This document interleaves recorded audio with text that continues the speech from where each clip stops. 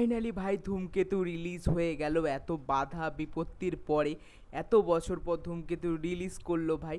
নবীনা cinema হলে তোমার first day first show 3টে শো দেখে এলাম। রিভিউটা একটু দেরিতে আসছে। আমি ভাই তোমাদের পাবলিক রিয়াকশান শেয়ার করেছিলাম, ওটা হয়তো তোমরা দেখেছো।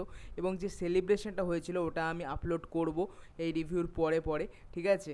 তো তোমরা ওটা নিশ্চয়ই দেখো। তো কেমন লাগলো ধূমকেতু ভাই? এত বছর অপেক্ষার পর যে সিনেমাটা এলো সেটা কি ভালো হলো?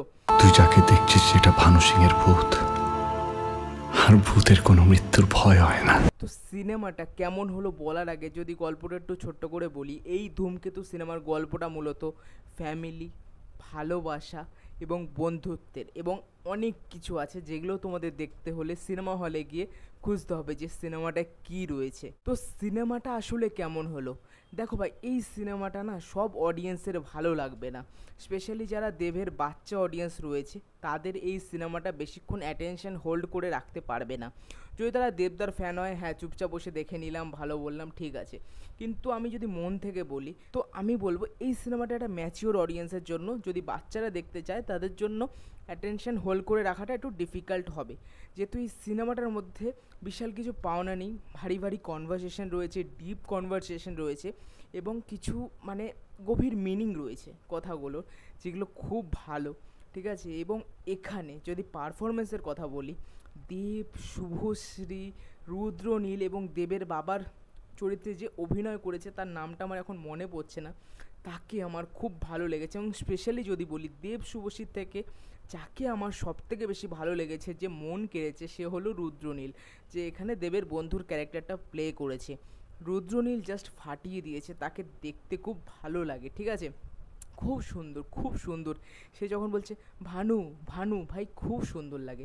আর ভাই এই সিনেমাটা আমি কিছু কিছু জায়গায় প্রশংসা করতে চাইবো, যেখানে দেবের পারফরমেন্সটা না ভাই ফুটে ওঠে, যেখানে সে তার বাবার সাথে ওই বহুরূপী সেজে কথা বলছে, বা মায়ের সাথে বহুরূপী সেজে কথা বলছে, বা তোমার শুভশ্রীর সাথে ওই বহুরূপী সেজে কথা বলছে। ওই জায়গাগুলো না একটা মানে গায়ে কাটা দেয়, ঠিক আছে, একটা ইমোশন তোমাদের ভাই নাড়িয়ে দেবে। আর যে হবে না দেখা গানটা বেরিয়েছে, বা ওটা পরে তোমার গানটা গেয়েছে, যেটা গেয়েছে ঈশান মিত্র, ঠিক আছে, এবং লেডি ভয়েসও আছে, সেটা জানি না কে, কিন্তু এই গানটা যখন বাজছিল না ভাই, মন থেকে আমি ইমোশনাল হয়ে যাচ্ছিলাম।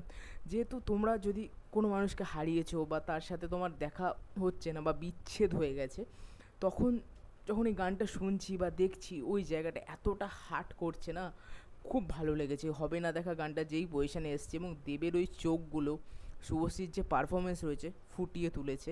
এবং আর একটা জায়গার কথা বলবো যেখানে অনুপম রায় গান গেয়েছে, মা গানটা মাই গায়ে কাটা দিচ্ছিল, খুব সুন্দর, খুব সুন্দর। এবং দেবের পারফরমেন্স ওখানে ফুটে উঠেছে।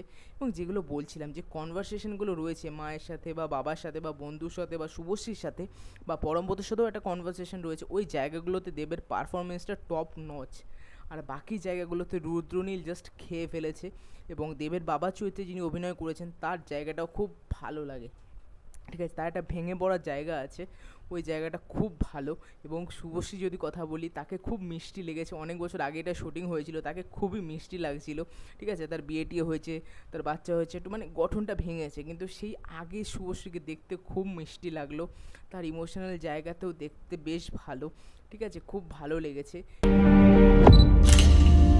এবার যদি আমি একটু নেগেটিভ দিকের কথা বলি, সিনেমাটার স্ক্রিন প্লেটা না তোমাদের মানে কোনো একটা জায়গায় ভাই হোল্ড করে রাখতে না মানে একটু প্রবলেম হয়। এবং অনেক অডিয়েন্সের ক্ষেত্রে দেখছিলাম যে সিনেমাটার এন্ডিংটা কেমন হলো, বা কোন দিকে গেল, বা কী হলো, এটা কেমন হলো, অনেকের না ভালো লাগছিল না দেখলাম। অনেকে বলছে বুঝতে পারছি না, ঠিক আছে, এরকম অনেক কিছু হয়েছে। কিন্তু আমি যেটা বললাম আবারও বলছি, এটা ম্যাচিওর অডিয়েন্সের জন্য, ঠিক আছে। ম্যাচিওর অডিয়েন্স যেমন 30-35 বা 25 থেকে আমি ধরতে পারি, 25 থেকে যে কোনো বয়সে তুমি লোককে দেখাও, খুব খুব খুব পছন্দ হবে তাদের।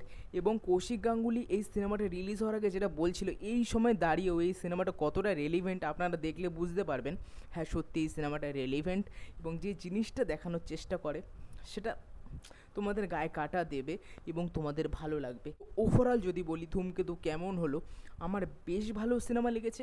এমন না যে আমি বলবো না আমার মাস্টারপিস সিনেমা, ভাই দেবের বেস্ট, ঠিক আছে, কিন্তু খুব ভালো সিনেমা। তোমরা অবভিয়াসলি গিয়ে ধূমকেতু দেখতে পারো। অন্যান্য যে সিনেমা বেরিয়েছে ওয়ার টুর থেকে তো যথেষ্ট ভাই 10 টাইমস বেটার, ঠিক আছে।